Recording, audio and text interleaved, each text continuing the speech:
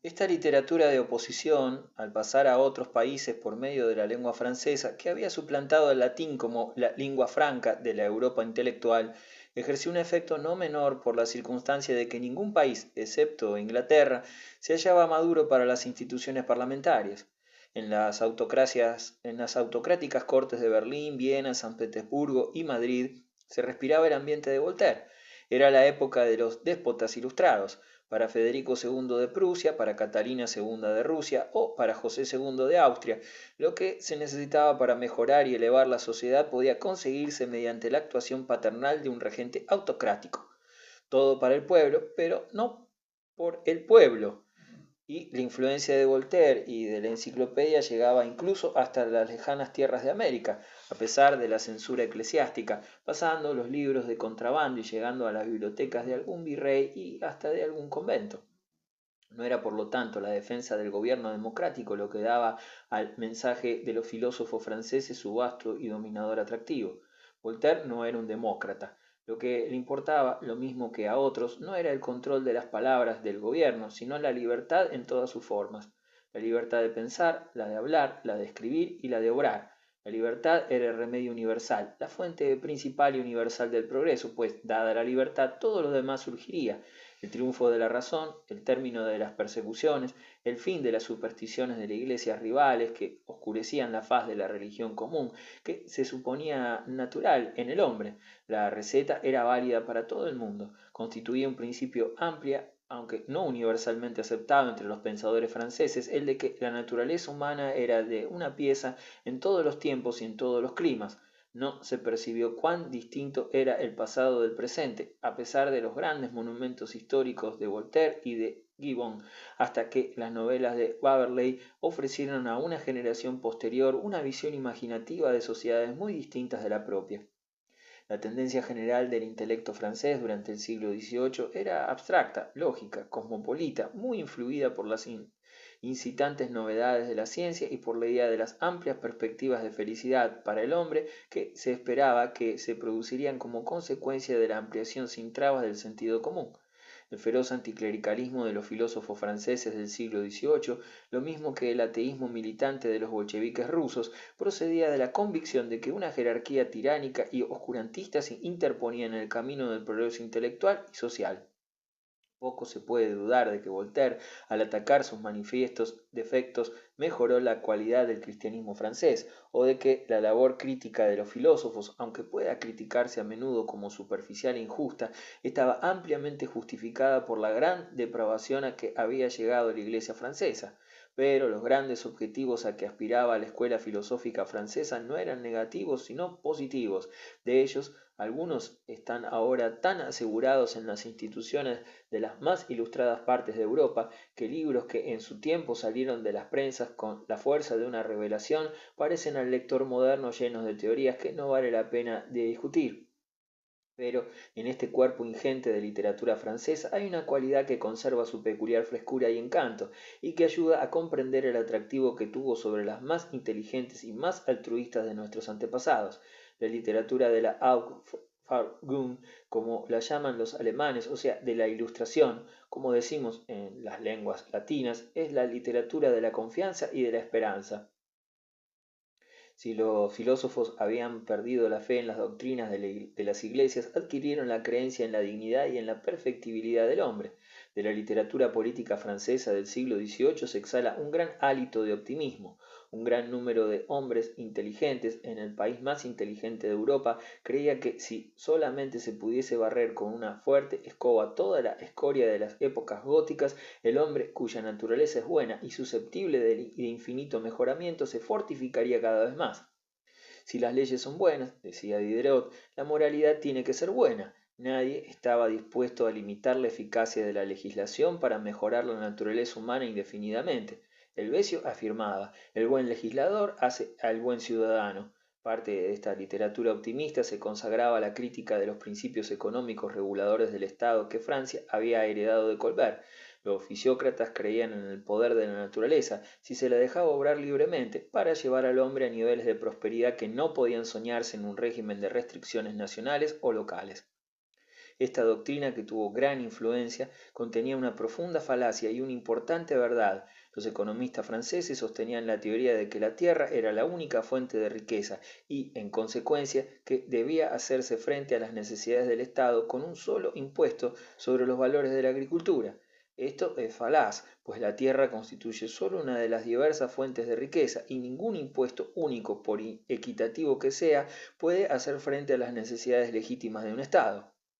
Pero supieron comprender la importante verdad de que todo comercio es un intercambio de bienes y servicios y de que los obstáculos artificiales interpuestos por los estados a la circulación de la riqueza de una localidad a otra o de un estado a otro son dañosas para la prosperidad general. En su propio país, las doctrinas del oficiócrata llevaron durante la Revolución a abolir los derechos de las aduanas interiores de Francia, cuyos perjudiciales resultados fueron tan gráficamente descritos por el observador viajero inglés Alberto Young en Britania. Sus enseñanzas, que pasaron de Quesnay, el médico de Luis XV, a Adam Smith, el famoso profesor de Glasgow, llevaron a resultados todavía más importantes y eventualmente a la adopción del sistema de libre cambio, que durante el siglo de su mayor prosperidad y sus más duras pruebas ha prestado tan buenos servicios. La literatura de que nos hemos venido ocupando llevaba impreso el sello del optimismo y de la racionalidad, pero había en ella una voz poderosa, acaso a la larga más influyente que todas las que de aquella época, que daba una nota distinta. Juan Jacobo Rousseau, 1712-1778, de Ginebra, no era filósofo ni moralista, sino visionario. Aunque su inteligencia era diáfana, se alimentaba con las fuentes profundas de sus naturales instintos y de sus románticas emociones.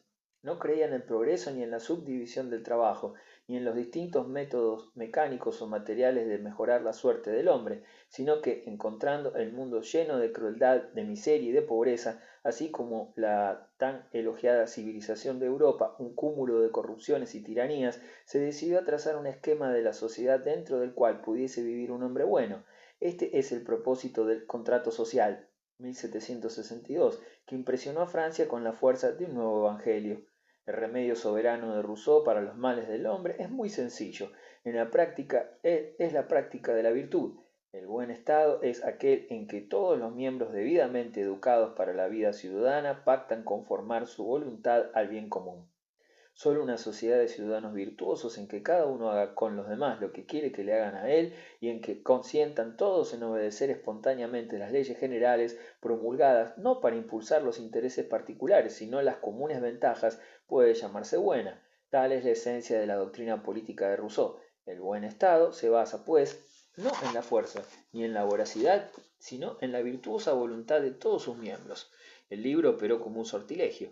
Era breve, elocuente, sugestivo. Su sola primera frase, el hombre ha nacido libre, pero en todas partes está encadenado, ya es un reto a la civilización. ¿Qué podía ser más seductor para el pobre y el caído de la visión de una sociedad fundada en la voluntad general? Esta sola frase precipitó torrentes de sentimientos revolucionarios. Con todo, se olvidaba demasiado que en la mente de Rousseau la soberanía general no era otra cosa sino el gobierno de la misma virtud. Madame de Staël ha dicho de Rousseau que todo lo inflamaba, aunque no descubría nada nuevo. La frase todo lo inflamaba expresa una verdad importante, pues en grado sorprendente puso Francia al rojo con el ardor de sus sentimientos y de sus sueños. Pero ¿es igualmente cierto que nada nuevo descubrió? En la aristocrática sociedad del siglo XVIII anunció las virtudes y creyó en la suficiencia del hombre común. La Constitución inglesa del siglo XVIII, aunque era mucho más adelantada de todo lo que existía en el continente europeo, no era el modelo perfecto de ilustración que imaginaban los confiados filósofos franceses. Tenía varios graves defectos. Su sistema de tolerancia religiosa, su sistema de gobierno parlamentario, eran ambos imperfectos. Prevalecía aún la doctrina de que el Estado era un coto cerrado anglicano, que sin duda permitía la pública profesión de fe protestante disidente, pero que excluía al no conformista de compartir el poder público y sus responsabilidades, así como, incluso, de disfrutar de las mejores oportunidades de educación. Tan celosos eran los terratenientes y el clero anglicanos de su ascendiente que el Parlamento no se abrió a los disidentes hasta 1828 y las universidades de Oxford y de Cambridge hasta 1871. Los Tories del reinado de la reina Ana querían ir todavía más allá. Con el Acta ocasional de conformidad habrían privado al disidente del privilegio de figurar en las corporaciones municipales y con el acta del cisma habrían cerrado sus escuelas y arruinado su educación.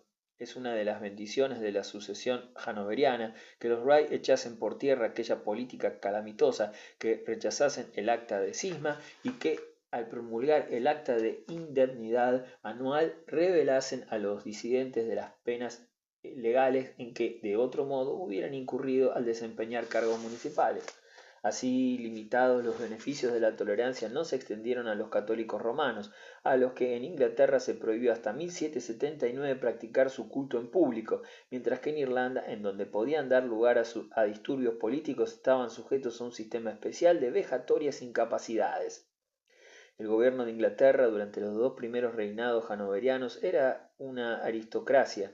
Las grandes familias Wright dominaban la Cámara de los Lores y con su influencia en los burgos de bolsillo tenían la mayoría de las cámaras de los comunes. Los Tories, que probablemente eran más numerosos, aunque menos ricos, sufrieron por espacio de más de 50 años de las penalidades anexas a la oposición parlamentaria a causa de su comprometedora asociación con la causa jacobita.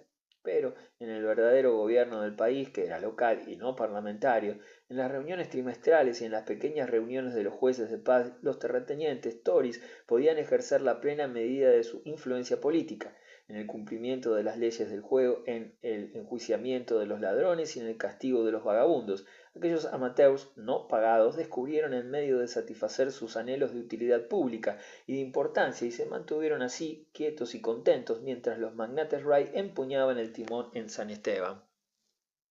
Por un accidente que no había podido ser previsto en los días de Guillermo y de María, el supremo poder ejecutivo recayó bajo los dos primeros reyes hanoverianos en un gabinete compuesto de miembros pertenecientes a un solo partido y responsables ante el Parlamento. Jorge I no podía hablar inglés y después del fracaso del experimento de discutir en francés con sus miembros los asuntos de gobierno, dejó de asistir a las reuniones del Consejo. La larga y prudente administración de Sir Roberto Walpole, 1721-1742, consolidó el partido Wright, confirmó la autoridad del gabinete y creó la posición del primer ministro.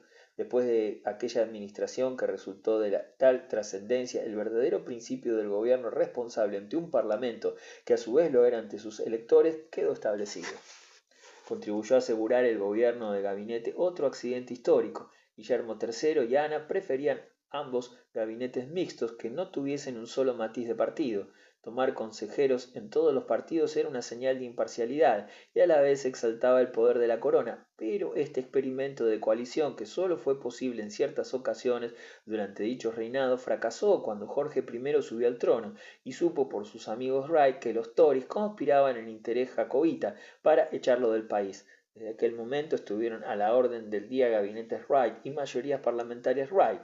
Se estableció la costumbre de que los gabinetes fueran de contextura política uniforme y que gobernasen efectivamente el país.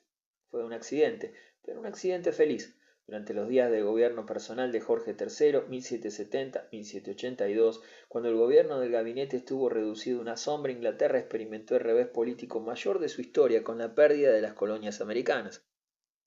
Los parlamentarios británicos de la época hanoveriana, aunque eran dominados por una clase territorial rica, no se distinguían por la virtud de la solidaridad social.